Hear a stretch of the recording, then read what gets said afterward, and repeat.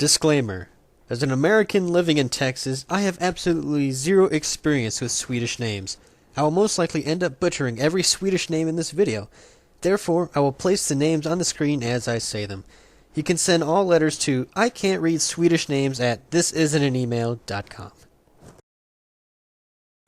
In Växjö, Sweden, college student Andreas Ekkelson was part of a demo group called The Silence. Displeased with the group's work, Andreas decided to leave and convinced 3 of his friends to leave along with him. Soon, Andreas, along with Olaf Gustafsson, Fredrik Liljegren, and Ulf Mandorf, began work on a project that involved pinball games with realistic physics for the Amigo computers. Eventually, the group coded 3 pinball games titled Pinball Dreams and Pinball Fantasies in 1992, and Pinball Illusions in 1995. Initially, they did these games as a hobby, but realizing that their hobby was actually extremely well done, they had a revelation. We could sell this game for money. Problem is, no one would buy a bunch of games from some college students, so they needed to come up with a company name, just a fake one so they could stick it on the box and make it look official. The result was Digital Illusions Creative Entertainment, or DICE. Once their pinball games became successful, the guys realized that this could be a career in the making. The next release would really push DICE into the minds of gamers. Released in 1998, Motorhead High Velocity Entertainment was a racing game that was released for the PC and PlayStation. The game's presentation was the same of many arcade racers at the time, but the cars handled much more realistically. The game also looked beautiful for the time. 1 month later, Motorhead was actually nominated for a BAFTA Interactive Award, and helped propel DICE as a serious contender in the gaming industry. At about the same time, in Stockholm, Refraction Games was about to release a game that would greatly impact DICE. Released in 1999, CODENAME Eagle was a first-person shooter that took place in an alternate history. World War I never happened, and Russia's military and power had expanded greatly, threatening all of Europe. While a solid game, it unfortunately released the same year that EA released Medal of Honor, which completely dwarfed CODENAME Eagle. While it has a cult following, and servers are still running today, CODENAME Eagle just couldn't keep up. Luckily for them, though, DICE saw the potential in the company, and in 2000 the 2 studios merged under the DICE name. As Refraction Games assimilated itself into DICE, they were already working on a sequel to Eagle, titled Battlefield. EA Redwood Shores, or EARS, had gotten a hold of a demo that DICE put out, and the company fell in love with it. EA was very much interested in Battlefield, but to make sure that Battlefield did not directly compete with EA's other World War II game, they waited until Allied Assault was released before sitting down with DICE. This gap after the release of Medal of Honor was the break DICE was looking for. It was a once-in-a-lifetime shot, and they got it. In 2002, EA held a preview event on the World War II carrier the USS Hornet. The flight deck was filled with computers, and journalists from around the country came to see what EA's next big shooter was. While the general consensus was the graphics were dated and the single player was non-existent, the multiplayer was a revelation, and many critics already claimed that Battlefield would easily take Game of the Year. In September of 2002, the world was introduced to Battlefield 1942. It became an instant hit. While games like Tribes had implemented specific rules in the multiplayer, Battlefield 1942 molded it and made it an integral aspect of the game. Each class had an ability to help the other. Medics healed, engineers repaired vehicles, scouts were able to use their scopes to paint targets in the distance, and so on. The classes really made gamers work together as a team, as opposed to a one-man killing machine. 1942 also gave the world Conquest mode. Each team had a specific number of lives. Each time you died, the counter went down by 1. First team to lose all their points lost the game. But the objective wasn't simply to kill the other team. Players battled over capture points on the map. If you held a majority of the points, the other team's counter would automatically begin to fall. What added to the chaos of Battlefield was the sheer size of the matches. The maps were massive. While some would say too big, the fact that it could be populated with 64 people made the maps feel just the right size. You were never too far from the front lines, yet had enough space where spawn camping did not become a serious problem. 1942 would receive 2 expansion packs, Road to Rome and Secret Weapons of World War II, which gave new maps and new weapons. It was around this time that the World War II genre was starting to get oversaturated. DICE knew if they didn't want to end up like CODENAME Eagle and have another game overshadow it, they needed to distinguish themselves, so they decided to move forward in history. In 2004, DICE decided to take us into the jungle with Battlefield Vietnam. The gameplay was the same as 1942, with capturing control points and trying to reduce the other team's counters, but DICE made Vietnam realistic in its depiction of the war. The two sides had completely different class loadouts. The US was more vehicle and air combat focused, while the Vietnamese relied on infantry tactics. Aside from the different weapon loadouts, the Americans had tanks, helicopters, and jets, while the Viet Cong were given what was called a sippy hole. This was essentially a mobile spawn point, which was meant to represent the vast tunnel network that was in Vietnam. Another aspect that was included to give the game more realism, and personally was my favorite part of the game, was that helicopters were fitted with megaphones, so you had the ability to play music while you were flying. The music included Jefferson Airplane, Creedence Clearwater Revival, Deep Purple, and of course, Wagner's Ride of the Valkyrie, just like out of that famous scene in Apocalypse Now.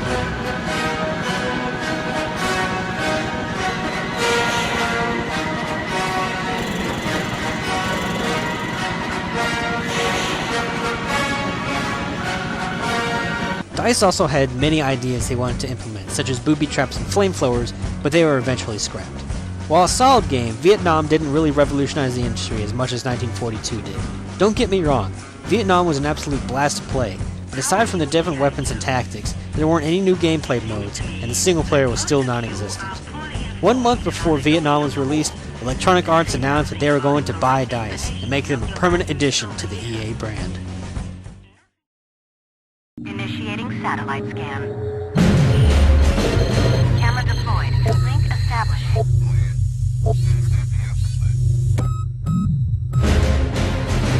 Satellite coming down in 3, 2, 1. Released in June of 2005, Battlefield 2 would become a juggernaut in the multiplayer scene. Again, moving forward in history, DICE took us to modern day. But instead of taking us directly from the wars in the Middle East, DICE decided to write up their own conflict. The result was a war between the European Union and China, and the United States and the Middle Eastern Coalition, or MEC. Conquest mode was again front and center, but unlike Vietnam, this wasn't merely a location change. Battlefield 2 had many new additions that would eventually become standard in future games. Classes were again present, but were split into two groups, Heavy and Light. Heavy included Assault, Support, and Anti-Tank, while Light had Medic, Sniper, Special Ops, and Engineer. Heavy classes had more armor but moved slower, while the opposite was for the light classes. In addition to Battlefield 2 was the creation of squads. You can now form squads up to 6 people with 9 squads per team. The leaders of the squad could give command to attack, defend, or flank, and squad leaders were also a mobile spawn point. The leader also had direct contact with the commander of the team, and could request aid if they needed it. Commander was another new addition to the series. You became commander only if you were voted in by the rest of the team. This player saw the battlefield in an almost RTS fashion. He was able to call in UAVs to reveal enemy locations, fly in supply drops, and call in artillery strikes. But if the commander is not fulfilling their duties, the team can mutiny and have him removed from power. But the biggest contribution Battlefield 2 gave to the gaming community was the experience and unlock system. Yes, unlock systems have been around long before Battlefield 2, but never in a AAA first-person shooter before. It took the already addicting multiplayer up another level. Most people think that Call of Duty 4 was the first big first-person shooter to 1. Go into the modern era, and 2. Implement an unlock system. Battlefield 2 was released over 2 years prior to Modern Warfare. Despite being buggy as hell at its release, Battlefield 2 went on to sell over 2.5 million copies in 1 year. It received an expansion pack called Special Forces and 2 booster packs called Euroforce and Armored Fury. In October of that same year, DICE decided to release Battlefield 2 Modern Combat, a port of Battlefield 2 to the consoles. This was the first Battlefield game ever to be released on a console. So if DICE's strategy regarding the Battlefield series was to jump to the next big engagement, then what could be next after modern day? Enter Battlefield 2142.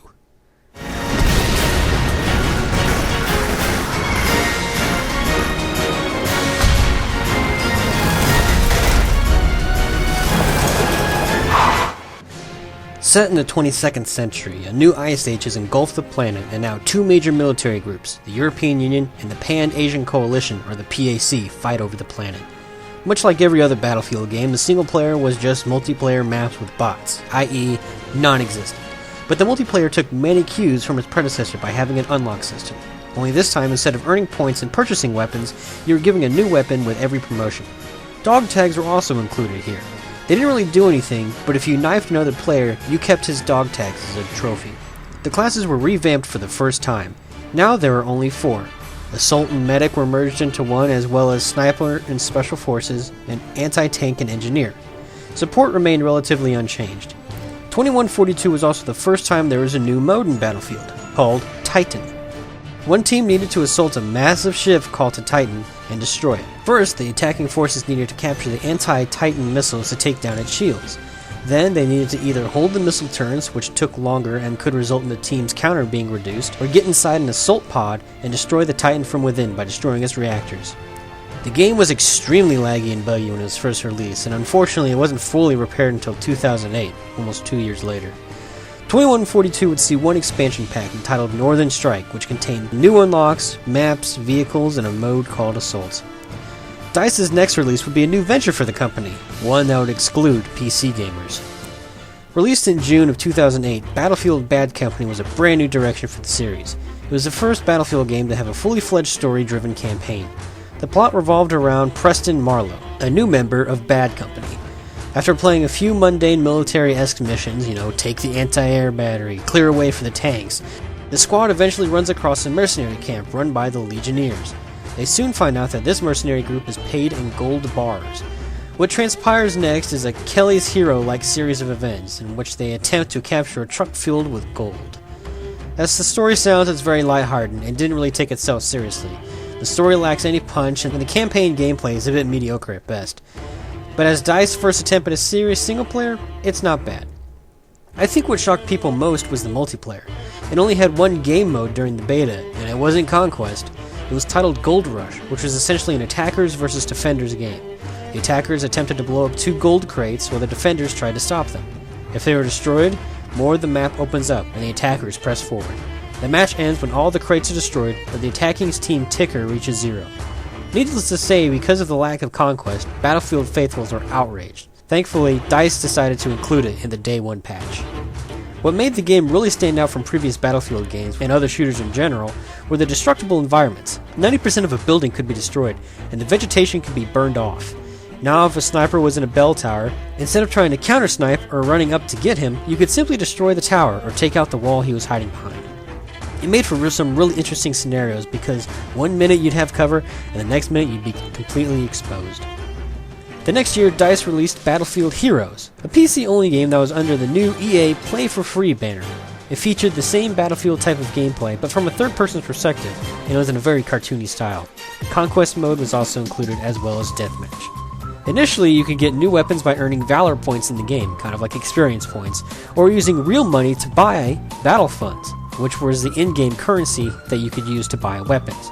But after a patch which raised the price of Valor points and reduced the price of buying something with Battle Funds, it was obvious that EA had seriously tipped the scales in favor of people who pay versus just play.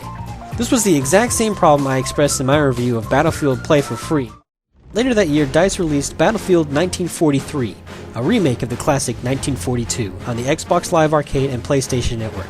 It only featured 3 maps, Wake Island, Guadalcanal, and Iwo Jima, but after players reached a 43 million kill mark, Coral Sea was released.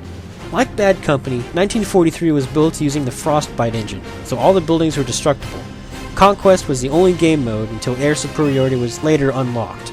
And unlike 1942, 1943 featured a hide-behind-the-rocks regenerating health system. Sadly for those Battlefield 1942 veterans, the PC version of 1943 was cancelled after many delays. In 2010, we met up with Bad Company again for another adventure, this time a bit more serious than just stealing gold bars. Bad Company was on a mission regarding a super-secret weapon that the Japanese developed during World War II. While the single-player campaign was more improved over the original, it was the multiplayer that seriously stole the show. Everything that had been great about the Battlefield series had been refined to this point. You had the 4 refined classes and dog tags from 2142, the experience system from Battlefield 2, and the destruction system from Bad Company 1. Along with Conquest, you have Rush Mode and Deathmatch. Onslaught was a mode that was on the consoles where one squad of 4 had to capture points on the map, but it was only against bots. There was a PC version planned, but eventually it was dropped. Bad Company 2 would see 7 map packs released, but it would be in the winter of 2010 we would get one of the best reviewed expansion packs of all time for a first-person shooter. Ironically enough, we've already been where DICE is taking us.